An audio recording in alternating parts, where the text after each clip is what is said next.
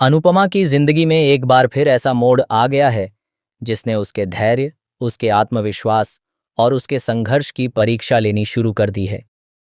जिस ऑर्डर को पाने के लिए उसने दिन रात मेहनत की थी, जिस काम को वह अपनी नई शुरुआत का आधार मान रही थी, वही ऑर्डर अब उसके हाथों से निकल चुका है। सबसे बड़ी बात यह है कि यह सब किसी बाहरी व्यक्ति ने नहीं किया, बल्कि उन लोगों ने किया है जो कभी उसके अपने थे। प्रेम और श्रुति ने मिलकर जिस तरह से चालाकी दिखाई है, उसने अनुपमा को अंदर तक झकझोर कर रख दिया है। लेकिन इस बार अनुपमा टूटने वाली नहीं है। इस बार उसकी आंखों में आंसू नहीं, बल्कि अपने सम्मान और अपनी मेहनत के लिए लड़ने का जज्बा दिखाई देने वाला है। जब अनुपमा को इस बात का पता चलता है कि उसका ऑर्डर उससे छीन लिया गया है, तो कुछ समय के लिए वह बिल्कुल शांत हो जाती है। उसके चेहरे पर गहरा दर्द दिखाई देता है। उसे विश्वास ही नहीं होता कि उसके साथ ऐसा भी हो सकता है। लेकिन धीरे धीरे वह समझ जाती है कि यह केवल एक ऑर्डर का मामला नहीं है। यह उसकी पहचान, उसकी मेहनत और उसके आत्मसम्मान को चुनौती देने की कोशिश है। यही वजह है कि वह फैसला करती है कि अब वह चुप नहीं बैठेगी। प्रेम और राही को हमेशा लगता रहा कि अनुपमा भावनाओं में बहकर फैसले लेती है और इसी वजह से उसे हराया जा सकता है।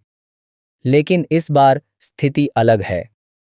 अनुपमा अब पहले वाली अनुपमा नहीं रही। उसने जिंदगी के इतने उतार चढ़ाव देख लिए हैं कि अब वह किसी भी मुश्किल का सामना मजबूती से करना जानती है। इसलिए जब वह प्रेम और राही के सामने खड़ी होती है, तो उसके शब्दों में ऐसा आत्मविश्वास होता है जिसे देखकर हर कोई हैरान रह जाता है। वह साफ शब्दों में कहती है कि अगर उन्हें जंग चाहिए थी, तो अब जंग ही होगी। अब कोई समझौता नहीं होगा, कोई भावनात्मक कमजोरी नहीं दिखाई जाएगी और किसी भी गलत काम को नज़रअंदाज नहीं किया जाएगा। प्रेम और राही शुरुआत में अनुपमा की बातों को गंभीरता से नहीं लेते। उन्हें लगता है कि वह केवल गुस्से में ऐसा कह रही है।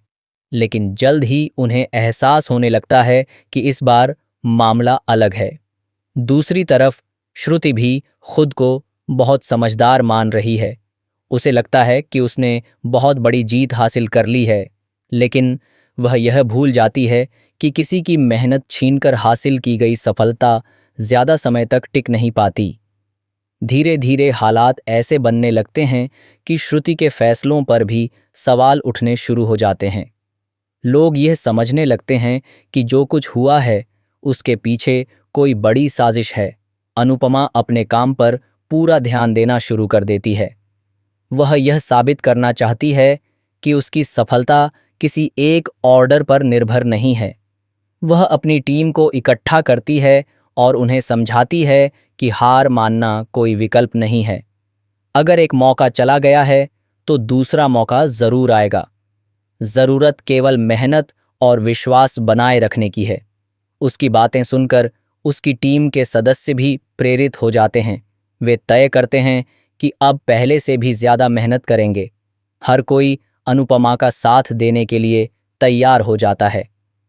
यही वह चीज है जो प्रेम और राही को परेशान करने लगती है। उन्हें उम्मीद थी कि ऑर्डर छिन जाने के बाद अनुपमा टूट जाएगी और उसका पूरा काम बिखर जाएगा। लेकिन इसके उलट अनुपमा पहले से ज्यादा मजबूत होकर सामने आ रही है। समय के साथ साथ प्रेम को भी महसूस होने लगता है कि उसने शायद बहुत बड़ी गलती कर दी है।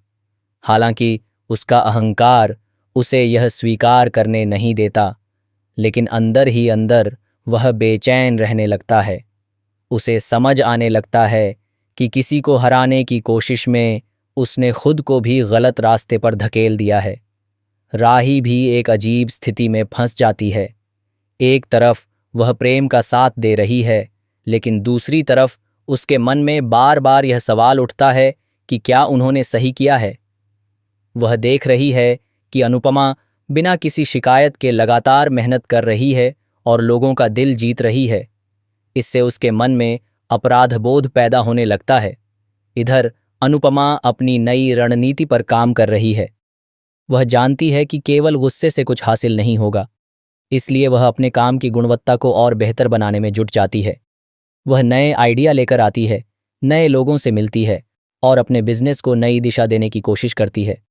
उसकी मेहनत रंग लाने लगती है और धीरे धीरे उसे नए अवसर मिलने शुरू हो जाते हैं। जब प्रेम और श्रुति को इस बात की जानकारी मिलती है तो उनके चेहरे का रंग उड़ जाता है।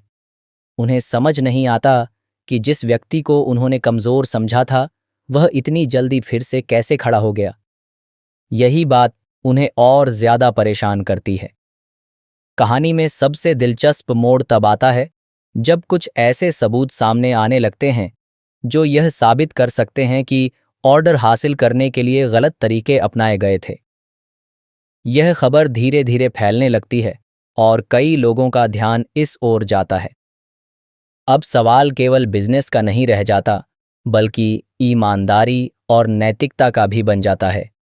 अनुपमा इस पूरे मामले में कोई जल्दबाजी नहीं करती। वह धैर्य के साथ सही समय का इंतजार करती है। उसे भरोसा है कि सच एक दिन जरूर सामने आएगा। यही भरोसा उसे लगातार आगे बढ़ने की ताकत देता है। उधर प्रेम और श्रुति के बीच भी तनाव बढ़ने लगता है। दोनों एक दूसरे पर जिम्मेदारी डालने लगते हैं। जहां शुरुआत में उन्हें अपनी योजना बहुत शानदार लग रही थी, वहीं अब वही योजना उनके लिए परेशानी का कारण बनती जा रही है। उनके रिश्ते में दरारें दिखाई देने लगती हैं। राही भी अब पहले जैसी नहीं रही। वह बार बार अनुपमा की बातें याद करती है। उसे महसूस होता है कि किसी को गिराकर आगे बढ़ना असली जीत नहीं होती। यही सोच उसके अंदर बड़ा बदलाव लाने लगती है। अनुपमा का आत्मविश्वास दिन ब दिन बढ़ता जाता है। वह हर चुनौती का सामना मुस्कुराकर करती है